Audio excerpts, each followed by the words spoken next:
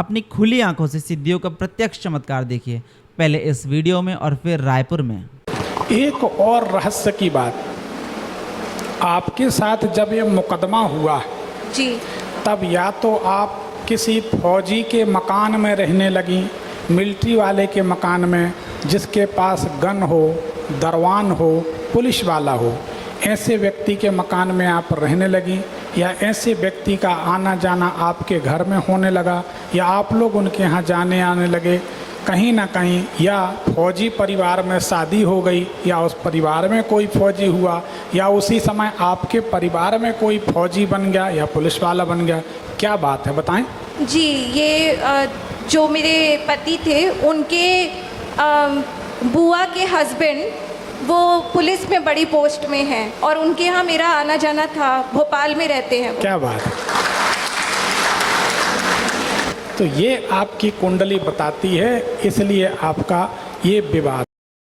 नेहा सूद, बिलासपुर। प्रणाम पंडित जी। भगवान शुक्र के। नेहा जी जन्म तारीख बताइए है, बताइए। 6 अक्टूबर 1993। आपकी कुंडली को जांचते हैं। आपकी कुंडली अगर सही है तो मकान के दरवाजे के आसपास एक तिराहा या चौराहा, स्क्वायर बनता है या टी बनता है, तिराहा चौराहा है जी। सही बात है जी। आपकी कुंडली अगर सही है तो क्या संतान की चिंता आपको लगी रहती है? पंडित जी शादी हुई थी पर अभी संतान नहीं हुई है। बात सही है, ठीक है। कुंडली के अनुसार आपका समय 2011 से 14 के बीच बहुत खराब समय था। उस समय मैं पढ़ाई कर रही थी। उस समय रिजल्ट कैसा आ रहा था? परीक्षा मेहनत के अनुसार? मेहनत बहुत लगती थी, जितना मेहनत थी उतना निष्कर्ष नहीं निकलता था। उसी को असफलता कहते।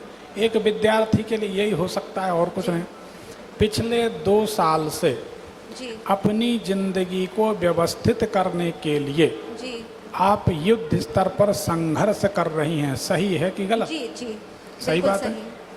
मगर अभी कोई ठोस सफलता नहीं। जी शादी हुई आपकी, जी लेकिन दाम्पत्य जीवन कैसा है? महाराज जी उसी के बारे में ही पूछना है। दाम्पत्य जीवन शादी के बाद बिल्कुल सही नहीं रहा। शादी हुई थी 6 जुलाई में 2021 को, पर 2 साल तक बस जीवन घसीटता रहा जैसे भी रिश्ते को बचाने के लिए। उसके बाद अभी केस चल रहा है, तो बस ये केस कब तक समाप्त होगा और आगे जीवन कैसा रहेगा उसी के बारे में ही पूछना था। देखो बेटा, वर्तमान जो समय है वो आपका लगभग 5-6 महीने ठीक नहीं है। जी 5-6 महीने के बाद स्थिति आपकी सुधरेगी। अभी स्थिति खराब है, ठीक है। तो इसमें क्या केस मुकदमा चल गया? जी महाराज जी, अभी मैं इससे पहले बेंगलोर में थी, वहीं पे केस हुआ था और बहुत वायलेंस के बाद ये केस करा मैंने। पर अब ये केस कब तक किसके पक्ष में होगा, क्योंकि मुझे बहुत चिंता है इसकी, और आगे मेरा जीवन कैसा रहेगा ये आप बता देंगे। केस तो आपके पक्ष में होगा। जी आपका कोई भी दुश्मन बन जाए, आपका कोई भी दुश्मन बन जाए, जीतोगी आप ही। याद करो, आज तक जितने लोगों ने आपसे शत्रुता की है सब बर्बाद हो गए। ख्याल करो। जी सही है। जी तो आपकी कुंडली में शत्रु हंता योग है। अब शत्रु की जगह चाहे पति खड़ा हो जाए, चाहे पड़ोसी खड़ा हो जाए, जो शत्रु बनेगा वो मिट जाए।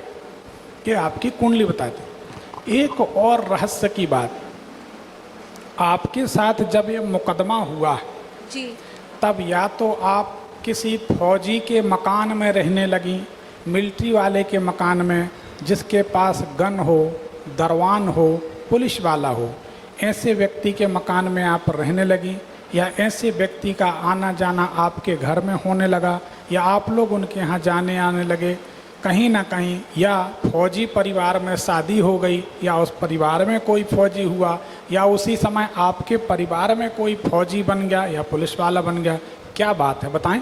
जी, ये जो मेरे पति थे उनके बुआ के हस्बैंड वो पुलिस में बड़ी पोस्ट में हैं और उनके यहाँ मेरा आना जाना था, भोपाल में रहते हैं। क्या बात है।